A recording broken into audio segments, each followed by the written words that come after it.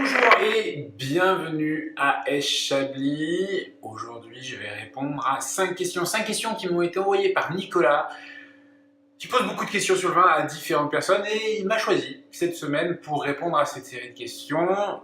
Je pense que ça va répondre à pas mal de vos interrogations sur ce que je suis, ou plutôt qui je suis et ce que je fais. On se retrouve dans quelques secondes.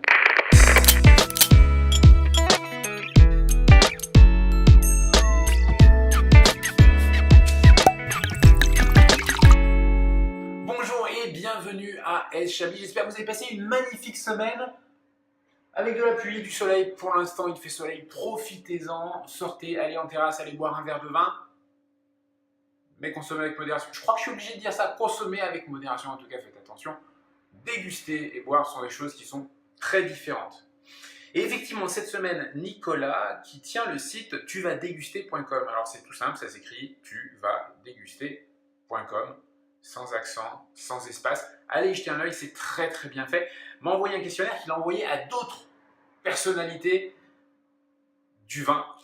Il m'a demandé d'y répondre. Alors, je vous lis très rapidement son petit courrier. Bonjour Arnaud, je m'appelle Nicolas, passionné de vin au point d'essayer en ce moment d'en faire mon métier. Superbe. Là n'est pas la question de Noël, peu importe, ça c'est personnel. J'écris sur le vin dans un blog qui s'appelle Tu vas déguster. Je vous ai donné l'adresse, n'hésitez pas à aller jeter un œil, qui possède une rubrique nommée questionnaire, OE, ENO, vous allez comprendre, et qui est proposé, soumis à des acteurs pros, vignerons, dégustateurs, cavistes et amateurs passionnés du monde du vin. Ce questionnaire s'articule autour de 5 questions qui sont identiques d'un interviewé à l'autre, ce sera un grand plaisir. Merci Nicolas, c'est très gentil. Les questions. Votre identité. Je m'appelle Arnaud. Arnaud Valour, j'ai 39 ans, je tiens une cave qui s'appelle Chablis. Et Chablis, ce n'est que l'enseigne qui est visible par rapport à la société qui s'appelle Valour. Je sais, un petit peu d'égocentrisme de temps en temps ne fait pas de mal. Et Valour, c'est quoi? C'est une société qui fait du conseil en développement, en marketing, en communication. Et finalement, Chablis n'est que l'émanation de cette structure de conseil, puisque c'est un client qui m'avait demandé de bosser sur ce projet. Et quand le client n'a pas voulu aller plus loin, je l'ai repris rapidement. Donc ce qui est génial avec Chablis, c'est que je peux me permettre de faire des essais, et après d'en parler à des clients sur le conseil. L'autre chose que je fais beaucoup, voire même de plus en plus, ce sont des formations. Alors vous allez me dire, oui, des formations en vin, c'est assez logique, on en entend souvent parler, oui, mais aussi beaucoup de formations en université sur le côté un peu plus conseil, c'est-à-dire développement stratégique à l'international, c'est-à-dire des cours d'anglais, c'est-à-dire dernièrement sur de la négociation, sur je sais pas, les habitudes de consommation, enfin, plein de petites choses à côté. C'est pour ça que de temps en temps, vous ne trouvez pas quand vous venez me voir à la boutique. Il m'arrive de devoir m'absenter pour donner des cours, ou pour être dans le vignoble, ou pour voir des clients. C'est comme ça, c'est un des soucis. Premier souvenir lié au vin. Alors, le premier souvenir lié au vin, il n'est pas français, il n'est pas chablisien, il n'est pas bourguignon, il est américain. Je devais avoir 14, 15, 16 ans, un voyage en Californie, la chance de faire un voyage à cet âge en Californie, et dans la vallée de Napa. Et naturellement, quand on est dans la vallée de Napa, c'est difficile de ne pas entendre parler du vin. Et l'autre chance, c'est de visiter une winery. Alors, encore une fois, ce sont des wineries américaines, c'est énorme, il y a des circuits touristiques, enfin, c'est quelque chose d'assez gigantesque. Et je me rappellerai toujours une des paroles de la personne qui nous faisait visiter, qui disait que, vous voyez, les fûts là-bas, ce sont des fûts français. Vous voyez, l'œnologue qui fait le vin, il vient de France. Et là, j'ai eu un déclic, alors pas forcément un déclic vin, mais un déclic France, un déclic étranger, cette envie déjà de maîtriser l'anglais parfaitement, mais aussi ce besoin de valoriser les produits français, alors soit de les valoriser à l'étranger, soit de les valoriser auprès des étrangers. Et c'est ce qui a finalement fait que j'ai eu cette carrière à la fois un petit peu dans l'industrie, avec des produits très français, mais aussi dans le vin et aujourd'hui un petit peu dans tout ce qui, on va dire, est l'agricole, ça n'existe pas, l'agroalimentaire. Ça s'est vu pendant un moment, ça se voit un petit peu moins aujourd'hui. Mais il y a des recettes qui traînent de temps en temps comme ça sur les médias sociaux. Le plus grand souvenir de dégustation. Alors là, je vais revenir sur Chablis. Un de mes plus grands souvenirs de dégustation, c'est un Chablis premier cru. Un Chablis premier cru forêt vieille vigne de 1982. Et vous allez vous dire, oui, ben bon, c'est des dégustés. Non, ça n'a pas été dégusté en 83, c'est un vin que j'ai dû déguster peut-être l'année dernière, ou l'année d'avant, ou très récemment, donc c'est un vin qui a une trentaine d'années.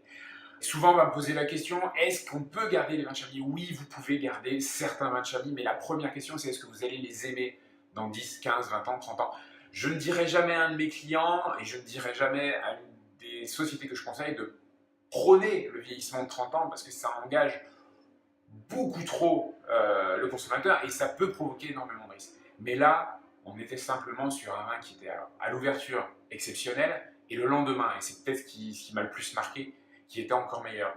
Alors que sur le principe, sur un vin qui est tellement vieux, je vais craindre la mini-garde supplémentaire d'une journée, c'est certainement pas un vin que je vais carafer. Et là, le lendemain, on était sur quelque chose d'encore meilleur. Donc voici un de mes meilleurs souvenirs. Dernier verre de vin. Alors, dernier verre de vin bu dégusté, on est sur une Syrah israélienne du domaine Somek. On était sur un 2011. Et un joli coup de pied aux fesses. Un joli coup de pied aux fesses sur des arômes de, j'allais dire de liqueur, mais pas du tout. C'est une sorte de métre en traduction. Des arômes de réglisse assez marqués, des arômes de pruneau. De la richesse, un vin solaire qui n'en terminait pas. Et j'allais dire, devant mon incapacité à vraiment connaître tous les vins du monde, là c'était une jolie claque. Et j'adore quand j'arrive encore à me faire surprendre sur les vins, et Dieu sait que j'y arrive encore tous les jours, et apprendre énormément de choses. Donc si vous avez l'occasion, Somek en Syrah en 2011, exceptionnel. Ça c'était le dernier vin, et s'il ne devait en rester qu'un, je vais essayer d'apprendre à parler. Alors s'il devait n'en rester qu'un, je serais très triste, parce que ça voudrait dire la fin de la boutique, ça voudrait dire qu'il faudrait que je trouve un autre job, enfin, pas vraiment un autre job, parce que j'ai aussi le conseil et la formation, mais s'il devait n'en rester qu'un, ouais, je serais assez triste, encore une fois, pas forcément parce que je bois énormément, mais parce que ça fait partie de mon style de vie aujourd'hui. Je ne vais pas avoir de réponse. Sinon l'embarras, vous adressez à un caviste. Donc faire un choix dans potentiellement tout ce que vous pouvez voir autour de moi, ça me paraît très compliqué. C'est souvent une question qui revient de la part de clients d'ailleurs. Ils me disent « Et c'est quoi votre préféré ?» Mais mon préféré c'est tous. J'ai fait la première sélection pour que ce soit plus simple pour vous. Donc maintenant c'est à vous de vous laisser un petit peu tenter et d'aller plus loin. Donc je ne vais pas pouvoir répondre. S'il devait n'en rester qu'un, un petit peu de tristesse.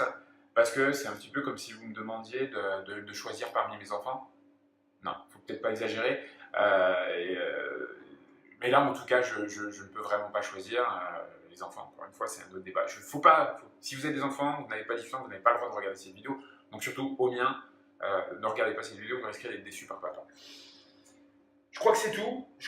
Alors Nicolas, j'espère que j'ai répondu à vos questions. A priori, je vais être le premier à le faire par vidéo. J'espère que ça donnera un peu plus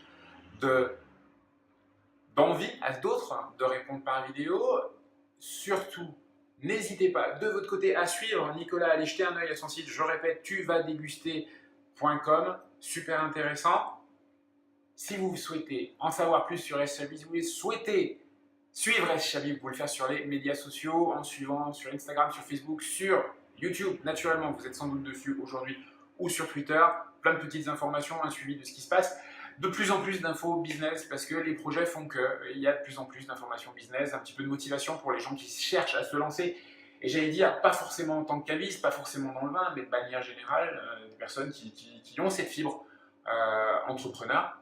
Donc n'hésitez pas à suivre S. Chablis, ou me suivre moi directement, ça revient en gros au même, sur les médias sociaux, si vous en avez envie naturellement. On se retrouve, quoi qu'il arrive, très vite pour d'autres vidéos, pour d'autres informations. Et d'ici cette prochaine fois, n'oubliez pas de déguster. À bientôt.